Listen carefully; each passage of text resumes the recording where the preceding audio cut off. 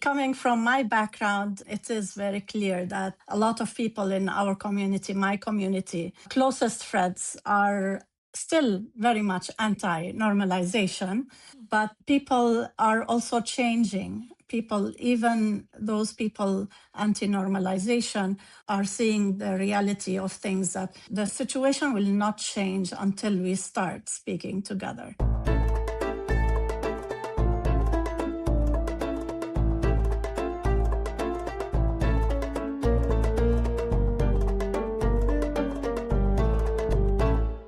Welcome back to Unlikely Partners, a new podcast that tells the stories of Israelis and Palestinians who are defying the odds. Most people think Israel-Palestine is a zero-sum game and that cooperation between Israelis and Palestinians is impossible now. Yet, there are people who are doing it anyway, and it's crucial that their stories are heard. Each episode of Unlikely Partners will follow Palestinians and Israelis who are navigating significant obstacles to create something that neither could build alone. Our conversations aren't about politics or about solving the conflict. They're about what happens when two people from opposite sides decide to bet on each other and do something to change the reality in the region. I'm your host, Yadin Kaufmann. I've spent my career in venture capital and social entrepreneurship in Israel.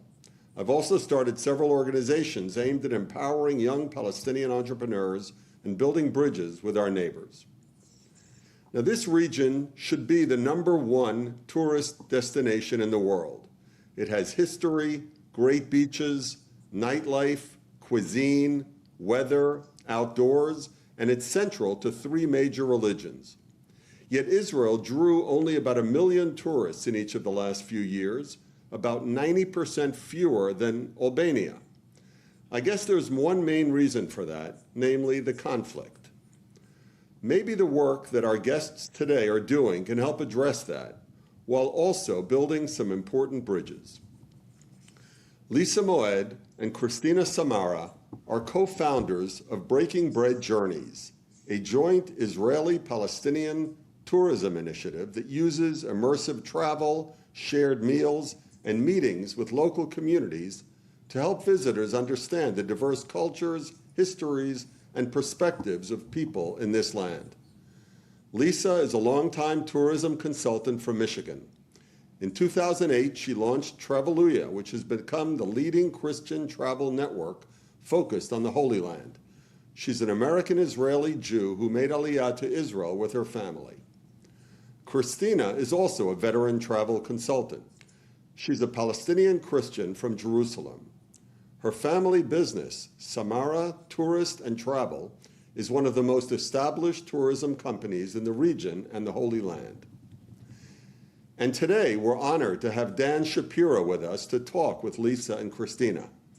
Dan was the United States Ambassador to Israel from 2011 to 2017 and knows the region and its potential intimately. Dan has held several other senior Middle East foreign policy and defense positions for the U.S. government, including most recently as the top Middle East policy official at the Pentagon. Full disclosure, I'm a minor shareholder in Breaking Bread Journeys, but I'm pretty sure Dan is not. Dan, thank you very much for joining us, and please take it away. Thanks, Yadin.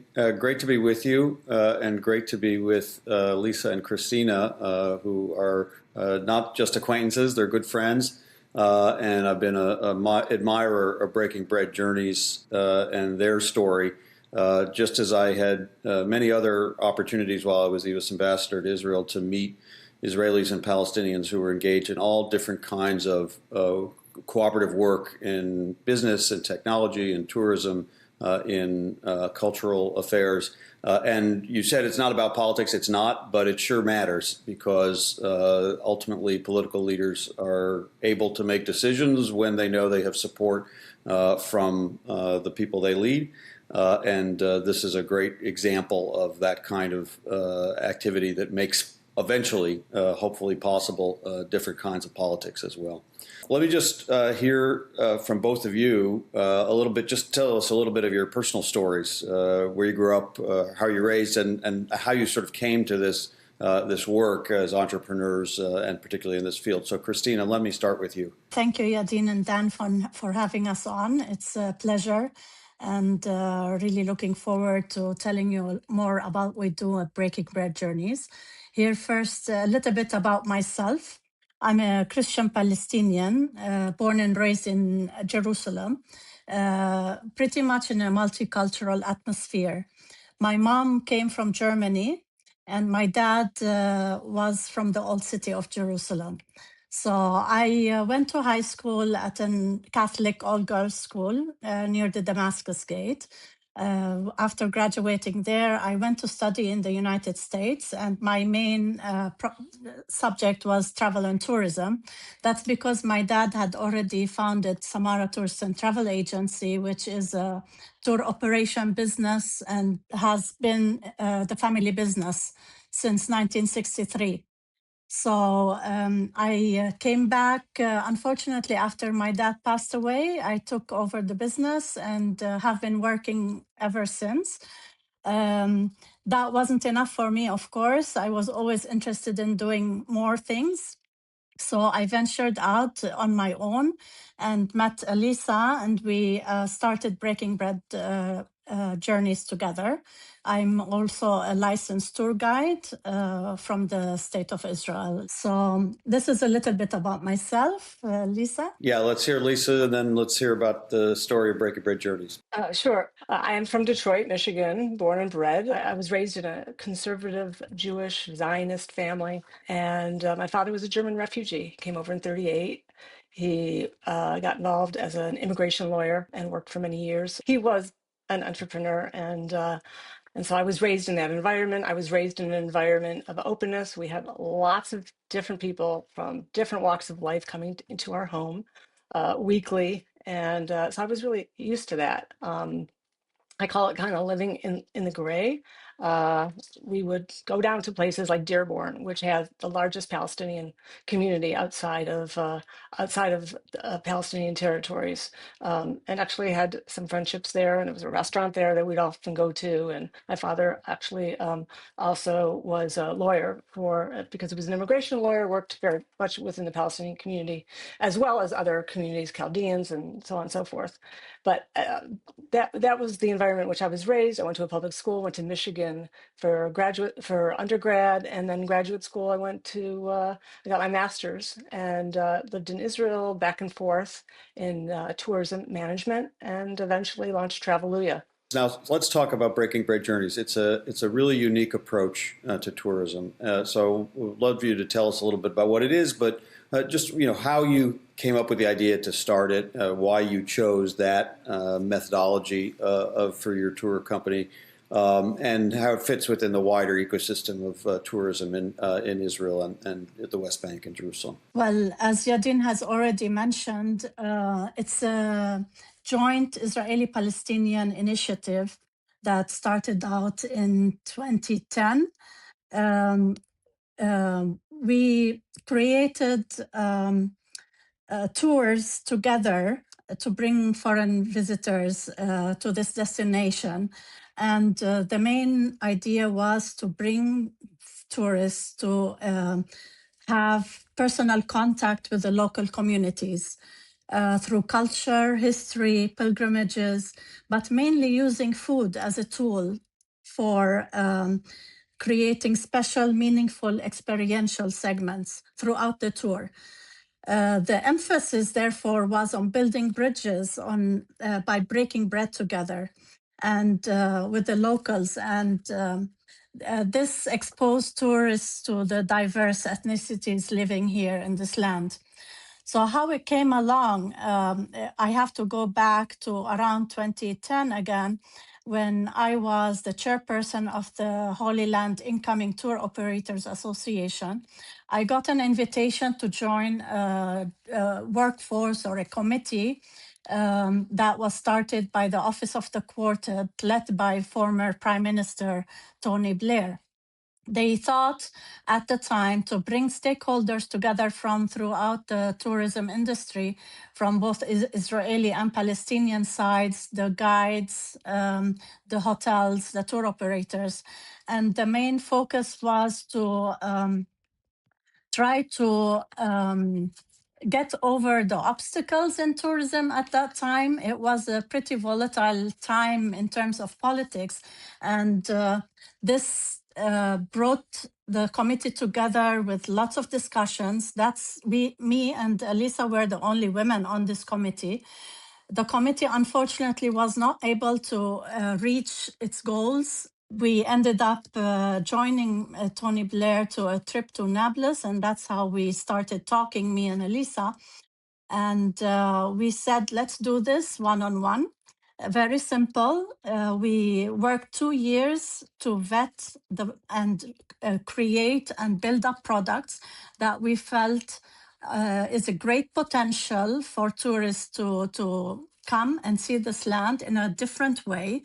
And this can only be done if we work together. We thought it's a great idea. We really believed in our product, and we launched Breaking Bread Journeys in 2012. On this committee, the real purpose was to try to identify and remove impediments to tourism development, because there were so many restrictions for travelers who were, if they wanted to go into the territories, or for tour guides. And there were just a number of things that made it very difficult to offer what I call a cooperative tourism product. And the stakeholders were used to working together, but it was very hard to take tourists on a seamless tour. So that was really what we were, what our mission was. As Christina said, it failed. And when we decided to actually work together, one of the things that also really drove us was the fact that 90% of every dollar spent on tourism to the region flowed to Israel, to the Israeli suppliers, whether it's hotels and what have you. 10% of 10 cents on every tourism dollar was flowing to the Palestinian territories. Namely, that would be defined as a day inside of Bethlehem for most Christian tourists. We knew that there was much more potential, that there were greater assets that could be curated and perhaps packaged in a way that could drive more dollars. And by doing it together, which we both really wanted to do, we felt would be able to drive people who maybe otherwise would not perhaps even come to Israel, because they may feel that they don't really have opportunity to have a balanced type of experience, number one, and also be able to drive up the overall dollars spent both in Israel and inside the Palestinian territories. So those were some of the real things, main factors behind us coming together, aside from the fact that I think on that very special trip that we had that day with Tony Blair, we really found that we had shared values. I mean, we both really cared about tourism. We were, I think, both professionals. What I found in Christina was somebody who just deeply cared in providing an exemplary product and wanted to do everything possible to expose people to narratives and to the different cultures and experiences. And we, as she said, we spent 2 years vetting many different sites. I love how your personal stories and your personal connections and histories and values, but also your entrepreneurial sensibility about what's possible brought you to this joint venture. Give us a little example, as somebody who loves the food of Israel and Palestine, too much so. I'm not sure I'm exactly the kind of tourist who would need to make sure you left in a lot of workout time to work off the kilograms gained during the trip, but give us a couple examples of some places you've taken your Breaking Bread Journey groups to experience something they wouldn't have elsewhere, and specifically some of the food that they've been able to enjoy because of it. I just want to step back here for a second, talking about trips up until October the 7th, 2023. Okay, so we're a different kind of environment. One of the, I think, favorite segments that we had on most of our trips was a day that was spent in the West Bank, going all the way up to Nablus, and it was we spent the day with a women's cooperative, did a tasting tour through the market. Wow, Christina, you have to remind me the names of some of the things that people would try, but it would conclude with this absolutely fantastic meal of whether like some sort of a machlube or other Palestinian specialties. Um, and people just loved it. The conversation with the women in the cooperative, the tasting tour, everything from, like, obviously the Nablus Kanafe is something that is very well known, and I can assure you that there's reason for that. But many other delicacies that were offered on that day. That's just, I think, one very special foodie moment. Um, Christina, you want to add to that? Most of the highlights of the tours were where people went into other people's homes, like the Shabbat dinner or the Ramadan iftar evening dinners, and they tasted authentic cooking and all the conversations that went along. So that's actually why we called the initiative Breaking Bread Journeys, because over breaking bread, a lot of dialogue takes place, a lot of talking takes place, and it's really, really from the heart, and it's a wow moment, and it's a highlight for the tours. Yeah, these are the way people really do have that personal experience and connection. I love the going into people's homes and understanding exactly how you hear the stories too of how the food is connected to the culture, how the people's lives have been shaped by their time with their families. The kanafe from Nablus is indeed very special, so I'm glad you highlighted that one. Well, you also mentioned, of course, October 7th and the war in Gaza that has followed, and obviously that's affected everybody. Tell us a little bit about how it's affected the work, your relationship, the issues you've confronted to try to continue this business during this period, and even how it affects your relationship personally as partners. Well, for me at least, I'll say that it did not. I mean, it did not affect my relationship with Christina. I have to say, really at all. When I think back on October 7th and the aftermath of that horrific day and the subsequent days afterwards, Christina was like in constant contact, absolutely constant contact. And I felt so loved, so cared for. I think I'll just really forever be grateful. To me, it just further underscored the genuine friendship that we share. So it didn't change anything in relationship. I think in some ways it perhaps even strengthened it for me. Well, for me, just like everyone else, October 7th was very, very devastating. The first few days, everyone was in shock. After getting over the initial first days, knowing how horrible, how mortifying everything is, the first thing I did was actually reach out and call all my Israeli friends to tell them how much I felt with them. I felt part of this, and how much empathy I have with the same situation. Maybe because we're women, maybe because we're mothers, we feel this pain so much more. In terms of the business itself, as Lisa mentioned before, after October 7th, immediately all the work was canceled.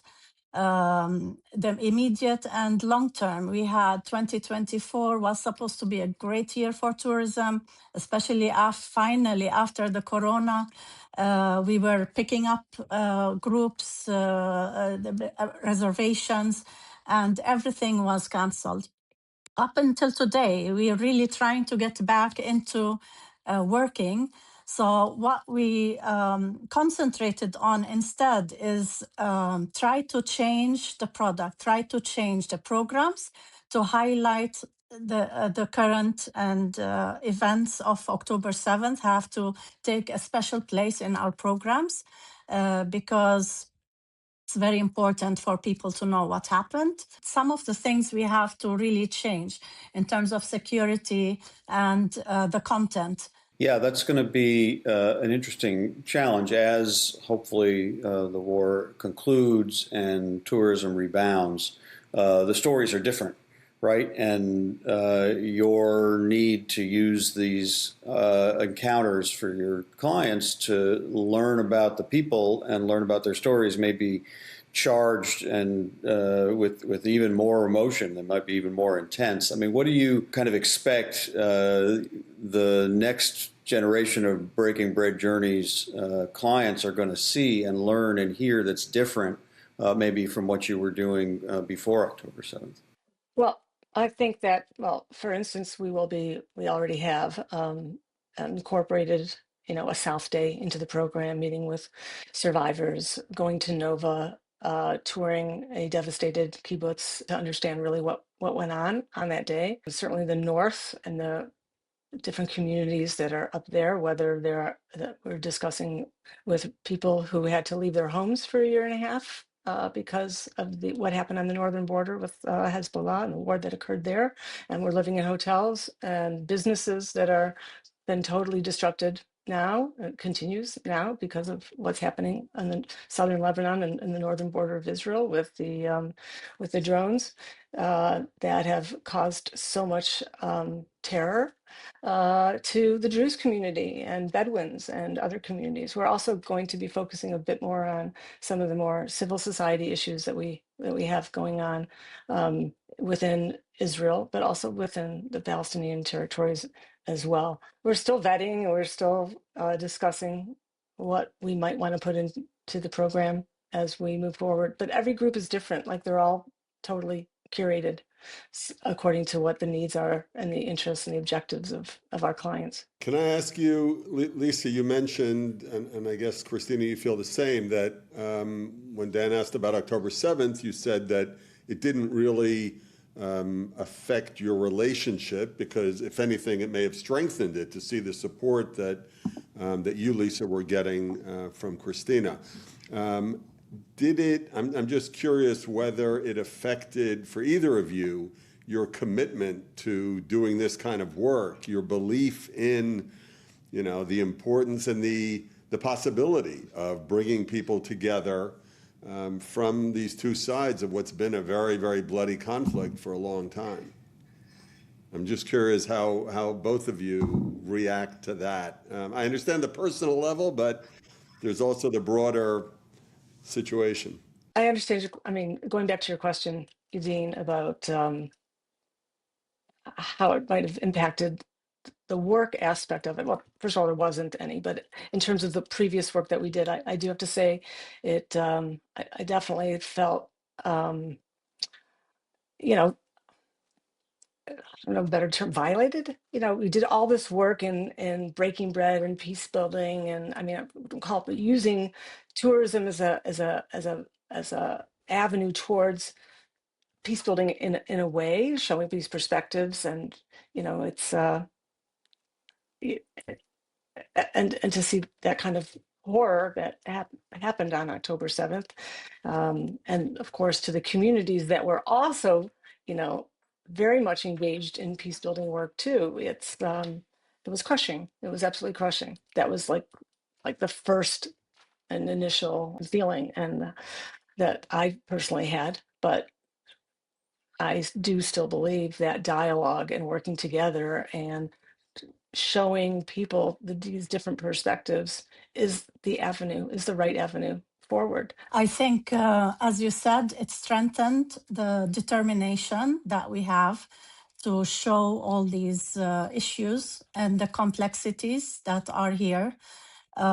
There's a lot of pain all around.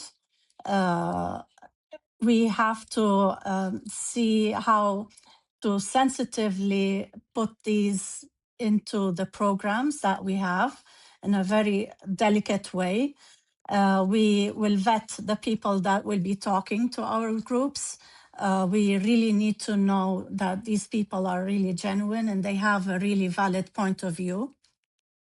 And it's always been an interest of ours in the future to actually bring Israeli groups or people, visitors to the Palestinian areas and vice versa. Unfortunately, it's not allowed.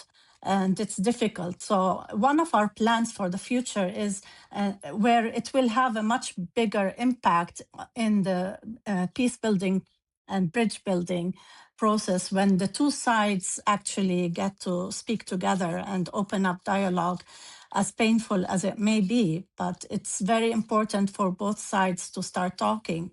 Maybe solutions can be found through dialogue. Have either of you encountered any kind of blowback or expressions within your respective communities of doubt, questions, even opposition to the jointness of your work, to Israelis and Palestinians doing this kinds of project together? And if so, how have you ever dealt with that kind of expression? Well, coming from my background, it is very clear that a lot of people in our community, my community, closest friends are still very much anti-normalization. But this did not affect me, and I never got a blow back from anyone. My family is very supportive. Everybody knows the work I'm doing and have been doing for many years. People are also changing. People, even those people anti-normalization, are finally are seeing the reality of things, that this will not change. The situation will not change until we start speaking together, until we start dialogue, until we find solutions together.